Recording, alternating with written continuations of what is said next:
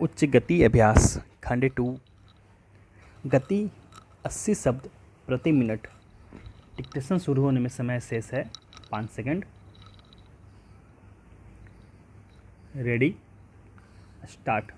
महोदय, संयुक्त राष्ट्र संघ के कई सर्वेक्षणों के आधार पर यह तथ्य सामने आया है कि दुनिया का 2/3 श्रम महिलाएं करती हैं। महिलाओं का आर्थिक योगदान 30% है और 1/3 महिलाएं घरों में काम करती हैं। 83% महिलाएं खेतिहर मजदूर हैं तथा उनमें अधिकतर पशुपालन, दुग्ध संबंधी उद्योगों में काम कर रही हैं। आज लगभग 80% कामगारों में अधिकांश महिलाएं हैं जो अपने घरों में झुग्गियों के भीतर बैठकर कताई, रंगाई आदि का भी काम करती हैं। बड़े बड़े शहरों में अधिकांश महिलाएं जो फुटपाथों पर झुग्गियां डालकर अपने बच्चों और आदमी के साथ रहती हैं, सुबह उठकर अधिकांश घरों या कोठियों में झाड़ू पोछा लगाना, बर्तन साफ करना, कपड़े धोना आदि का काम करती हैं।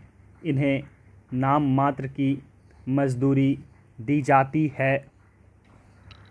इस प्रकार की महिलाओं की ओर देश का सबसे पहले ध्यान अहमदाबाद की स्वाश्रयी कामगार सेवा संस्था ने खींचा।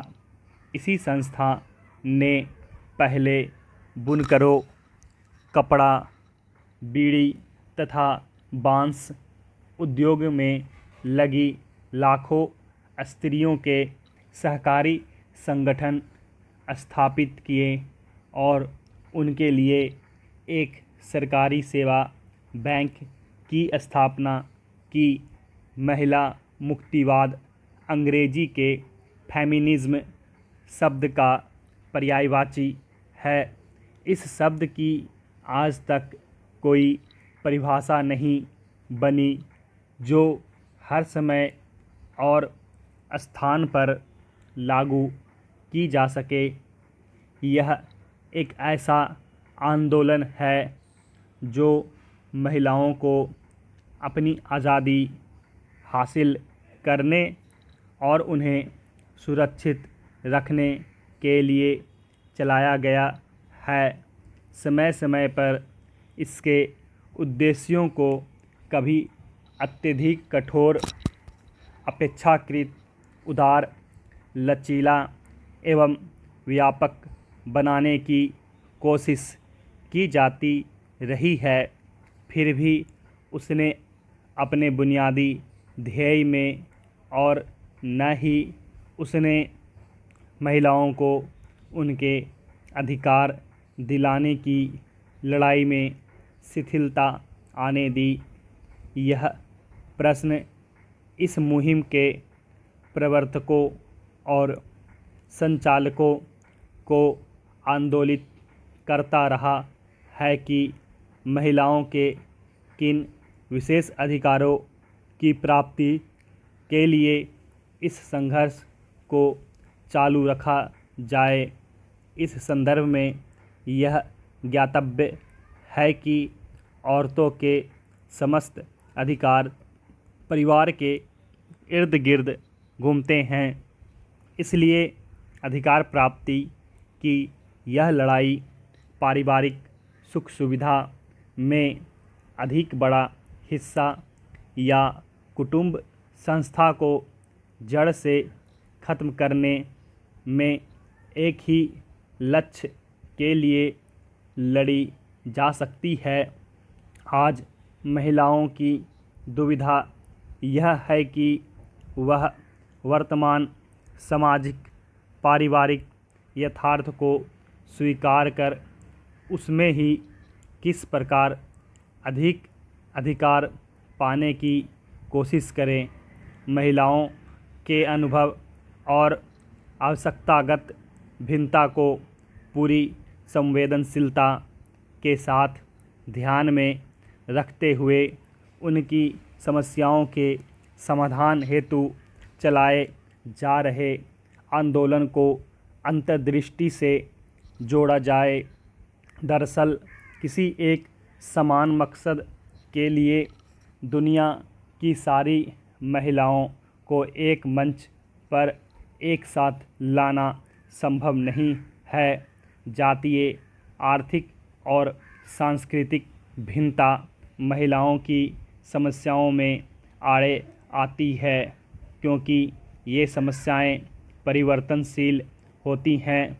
यही वजह है कि आज तक विश्व की महिलाओं की समस्याओं को प्राथमिकता के आधार पर सूचीबद्ध नहीं किया जा सका। महोदय, हालांकि आज महिलाएं अपार इच्छा शक्ति लिए पुरुषों के समान अधिकार पाने का दावा पेश कर रही हैं, साथ ही चाहती हैं कि वे आत्मनिर्भर होकर स्वतंत्रता के साथ समाज में रह सके।